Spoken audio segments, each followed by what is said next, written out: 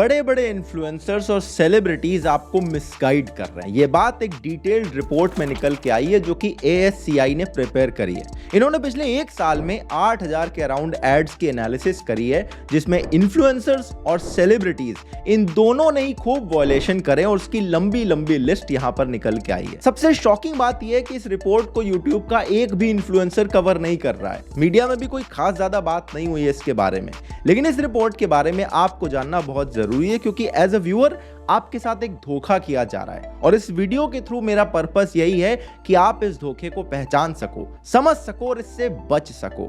इस वीडियो को बनाने में हो सकता है मेरा ही लॉस हो जाए, लेकिन आपको अगर प्रॉफिट मिलता है तो मैं ये लॉस लेने के लिए भी तैयार हूं। इसलिए प्लीज इस वीडियो को सिर्फ देखना मत, शेयर भी करना। Real money gaming industry has surpassed the education sector as the most violative in advertising. Forgetting the hashtag ad or hashtag sponsored for paid brand promotions could soon become a costly problem for social media influencers. According to Advertising Standards Council of India, 92% of gaming ads do not follow guidelines. Real money gaming dominates problematic ads as top violator in FY 22-23. If there are 3 or 4 people giving us very objective good advice, there are 7 others out of 10 who are probably driven by some other considerations.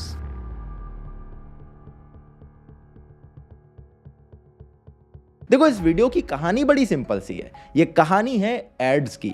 वो normal वाले add नहीं जो आप TV, newspaper, radio या even YouTube पर भी देखते हो वीडियो के पहले, जिसे स्किप करके आए हो, क्योंकि वहां पर तो आपको पता होता है कि भैया ये ऐड है। लेकिन क्या हो कि अगर आपको पता ही ना चले कि जो कुछ आप देख रहे हो वो एक ऐड है। वेल, सोशल मीडिया में एग्जैक्टली ये काफी होता है। आपने काफी टाइम देखा होगा कि आप किसी क्रिएटर की एक वीडियो देख रहे हो और अचानक से वो किसी ब्रांड की बात करने लगता है, डिस्क्रिप्शन में उसका लिंक भी दे देता है। इन मोस्ट केसेस ऐसा करने के लिए उस क्रिएटर को ब्रांड से पैसे मिलते हैं।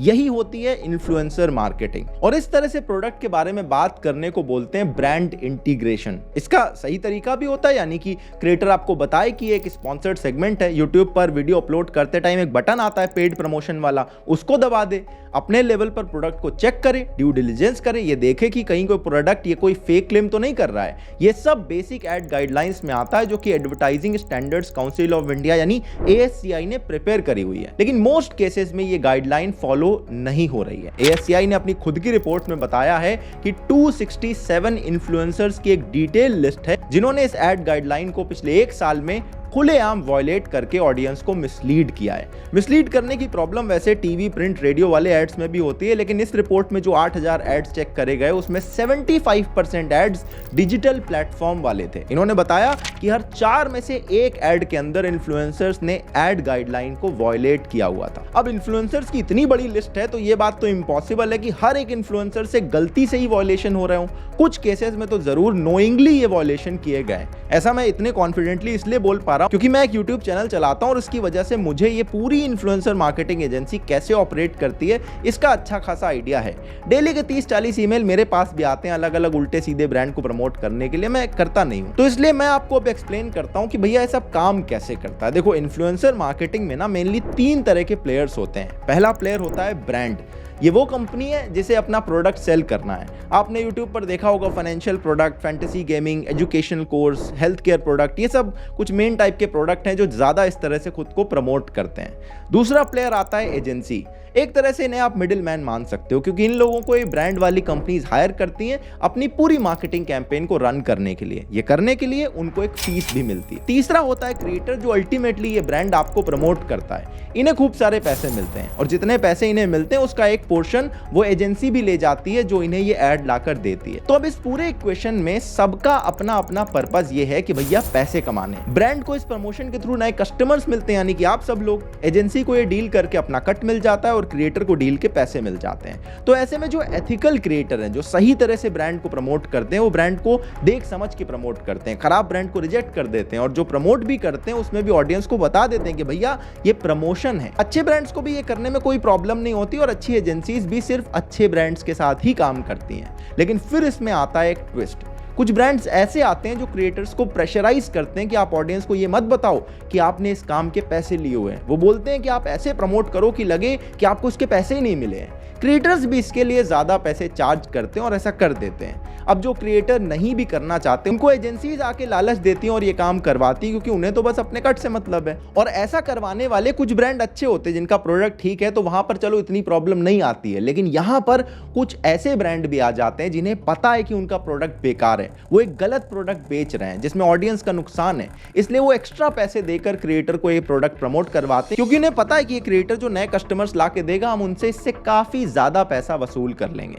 बस यही सारा खेल है जहां पर गाइडलाइंस का वायलेशन शुरू हो जाता है। क्रिएटर्स अपनी ही ऑडियंस से झूठ बोलने लग जाते हैं कि भैया ये पेड प्रमोशन नहीं है। इसमें तब प्रॉब्लम नहीं होती अगर ब्रांड ठीक ठाक हो, हार्मफुल ना हो, चलो ठीक है, ऑडियंस को भी पता नहीं चला लेकिन उस तक कोई गलत प्रोडक्ट नहीं जा रहा है। लेकिन जब हार्मफुल ब्रांड ऐसे प्रमोट होने लगते हैं, तब ये एक तरह से ऑडियंस के साथ डायरेक्ट स्कैम हो जाता है। जो ऑडियंस क्रिएटर्स को अपना पूरा का पूरा ट्रस्ट देती है, उनकी आंखों में धूल झोंक के ये क्रिएटर्स अपने बैंक बैलेंस भरते हैं। ये अनएथिकल, इमोरल और इल्लीगल है। ये बात इसलिए ज्यादा बुरी है क्योंकि टीवी, रेडियो या न्यूज़पेपर वाले एड्स देखने वाली जो ऑडियंस है उसको पता रहता है कि भाई अभी तो एड चल रहा है। जब तक क्रिएटर खुद ना आके बताए तब तक ऑडियंस को नहीं पता चलता कि जो कुछ भी वो देख रहे हैं वो एड है या फिर एक्चुअल में क्रिएटर का एक एक्सपीरियंस है। क्योंकि ये जो पूरा इन्फ्लुएंसर मार्केटिंग वाला स्पेस अभी इतना रेगुलेटेड नहीं है, इसलिए ज्यादातर क्रिएटर्स ये कंप्लायंस फॉलो नहीं करते और इसका उन्हें कोई हर्जाना भी नहीं भुगतना पड़ता। इसीलिए क्रिएटर्स के वायलेशन पर ASCI की जो रिपोर्ट छपती है ये इतनी ज्यादा इंपॉर्टेंट हो जाती है, ताकि ऑडियंस को पता तो चल सके भाई उनके साथ कौन कौन से तरह के धोखे किए जा रहे हैं। इस रिपोर्ट का लिंक वैसे मैं डिस्क्रिप्शन में लगा दूंगा, आप खुद भी पढ़ लेना। वैसे इस रिपोर्ट में जो बातें बताई गई हैं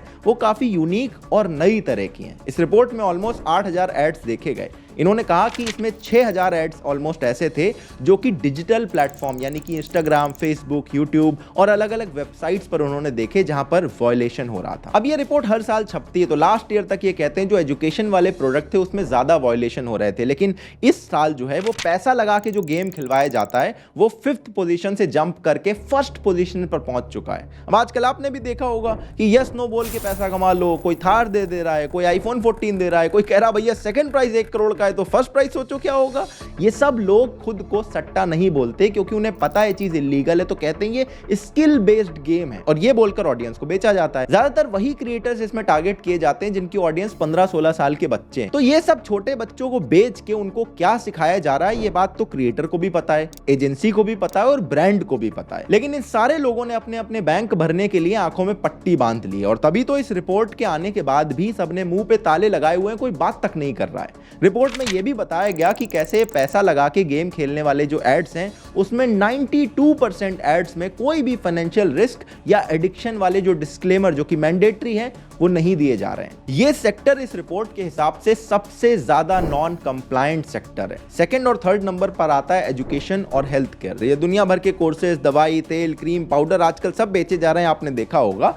और यहां पर रिक्वायर्ड पेड प्रमोशन के जो टैग हैं वो भी कई लोग यूज नहीं कर रहे हैं। ये रिपोर्ट आगे बताती कि जो वायलेशन हो रहे हैं उसके भी अलग अलग तरीके हैं। 94% एड्स में ये वायलेशन है कि जो क्रिएटर है वो ऑनेस्ट तरीके से ब्रांड को रिप्रेजेंट नहीं कर रहा। वहीं 6% एड्स ऐसे हैं जहां पर कोई हार्मफुल प्रोडक्ट बेचा जा रहा है। अब सवाल ये है कि ये सब वायलेंस ASCI वालों को पता कैसे चल रहे हैं। वेल मेजरली अराउंड 90% ये सुओ मोटो एक्शन लेते हैं, यानी खुद से ही देखते हैं और उस पर एक्शन लेके इसे रिपोर्ट में दर्ज करते हैं। इन्होंने कुछ गाइडलाइन ऐसी निकाली, जैसे यूट्यूब पर अगर कोई वीडियो में आपको पेड प्रमोशन है तो आप एक बटन आती है पेड प्रमोशन वाली, वो प्रेस करनी होती है। तो अगर वो कोई प्रेस नहीं कर रहा है तो ये एक वायलेशन है। अगर कोई क्रिएटर प्रोडक्ट की बात कर रहा है तो एक कहते हैं उन्हें बताना चाहिए कि एक स्पॉन्सर्ड सेगमेंट है। कुछ हैशटैग हैं जैसे #ad, #collab, #पेड पार्टनरशिप, ये हैशटैग यूज करने चाहिए। ऐसी बड़ी लंबी चौड़ी सी एक गाइडलाइन है। तो अगर कोई क्रिएटर ये बिना फॉलो किए अपना प्रोडक्ट प्रमोट कर रहा है तो एज एन ऑडियंस आप भी जाके इनकी वेबसाइट पर इस चीज को रिपोर्ट कर सकते हो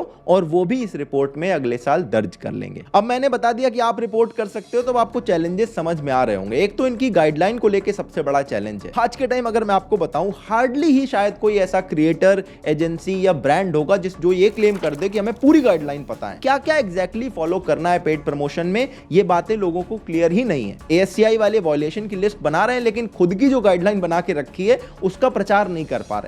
ऑडियंस छोड़ो, क्रिएटर को ही नहीं पता है कि क्या फॉलो करना है। दूसरा चैलेंज और ज्यादा सीरियस है। अब देखो, ऐसी कई सारी कैटेगरीज हैं यूट्यूब में जिसमें सबको पता है कि क्रिएटर ब्रांड्स के साथ काफी क्लोजली काम करते हैं। अब फोन जिस दिन लॉन्च होता है उस दिन सारे टेक क्रिएटर पे कैसे पहुंच जाता है। तो अब ऐसी कोई वीडियो क्रिएटर बनाए जिसमें वो पेड पार्टनरशिप ना लिखे, तो तो ASCI को कैसे पता चलेगा कि इसके लिए उसे पैसे मिले हैं ब्रांड से या नहीं मिले? क्या क्रिएटर के अकाउंट चेक करेंगे? अगर मान लो उसने किसी दूसरे के अकाउंट में ले लिया तब कैसे जानेंगे? मतलब कहने का यह है कि भैया गाइडलाइन बना ली है, वॉयलेशन रिपोर्ट निकाल रखी है, लेकिन इस बात को प्रूव और एनफोर्स कैसे करोगे कि वहां पर ब्रांड से पैसा मिला या नहीं मिला? और दूसरा सवाल है कि भैया सारी गाइडलाइन क्रिएटर पे ही क्यों लग रही है? ये जो बड़े बड़े मूवी स्टार इलायची के नाम पे पान मसाला और म्यूजिक CD के नाम पे दारू बेच रहे हैं खुलेआम, जिसे सरोगेट एडवर्टीजमेंट का बड़ा प्यारा सा शब्द दे दिया जाता है, इनके ऊपर लगाम कब लगेगी? क्या हम ये मान लें कि ऑनलाइन क्रिएटर जो हैं ये सुपरस्टार से भी ज्यादा बड़े इन्फ्लुएंसर हो गए हैं? और फिर मूवीज का क्या? मूवीज के अंदर भी तो एक्टर आता है, बड़े बड़े ब्रांडेड सामान यूज करता है, वहां तो कोई हैशटैग ऐड नहीं चलाया जाता, लेकिन ये सबको पता है कि ब्रांड इसके लिए बड़ा मोटा पैसा खर्च करते हैं। लेकिन मूवी के बीच में इस तरह की जो एडवर्टीजमेंट है उसमें तो ऑडियंस को भी नहीं क्लियर होता कि ये ऐड है या मूवी का पार्ट है। तो ये सारी की सारी गाइडलाइन ऑनलाइन क्रिएटर्स पे क्यों आ रही है? ये सारे वो बड़े टफ सवाल हैं जिनको बहुत ध्यान देके इस तरह की पॉलिसीज को ड्राफ्ट करना चाहिए। और दो बातें मैं क्रिएटर्स के लिए भी कहना चाहता हूं। देखो, क्रिएटर्स की एक मोरल रिस्पॉन्सिबिलिटी होती है जब इतने सारे लोग उन्हें फॉलो करते हैं। जो अच्छे क्रिएटर है वो कभी कोई ऐसी चीज नहीं प्रमोट करते जिससे उनकी ऑडियंस का नुकसान हो सके। कोई भी प्रमोट करने से पहले उसको खुद यूज करके देख लो। अगर यूज नहीं कर सकते तो बेसिक ड्यू डिलिजेंस तो कर सकते हो। ऑनलाइन उस प्रोडक्ट के रिव्यू पढ़ लो, कंपनी कैसी है देख लो, प्रोडक्ट कैसा है देख लो। और ये सब करने के बाद भी जब उसे प्रमोट कर रहे हो, पैसा मिल गया है, तो ऑडियंस को बता दो कि स्पॉन्सर्ड सेगमेंट है। अरे भैया, आपकी ऑडियंस है, आपको पैसे मिलेंगे तो वो खुश होगी और आप पर उनका ट्रस्ट भी बढ़ेगा जब आप उनके साथ ट्रांसपेरेंटली काम करोगे। है बात की नहीं? और एज एन ऑडियंस आप नीचे कमेंट करके बता देना अगर मैं कुछ गलत बोल रहा हूं तो। बस यही था मेरा पूरा वीडियो इस रिपोर्ट के ऊपर। कोई बात नहीं कर रहा था, बड़ी इंपॉर्टेंट बात थी, मुझे लगा आपको बता दो। आई होप आपको काफी कुछ नया पता चला होगा कि कैमरे के इस साइड में क्या होता है। अब आपके थॉट्स जो भी है वो मुझे बताओ, इस वीडियो को आग की तरह फैलाओ और ऐसे और वीडियोस के लिए जो लाइक बटन है उसके साथ साथ सब्सक्राइब का भी बटन दबाओ। मिलता हूं एक नए वीडियो में, तब तक के लिए अपना ध्यान रखना। जय हिंद, वंदे मातरम।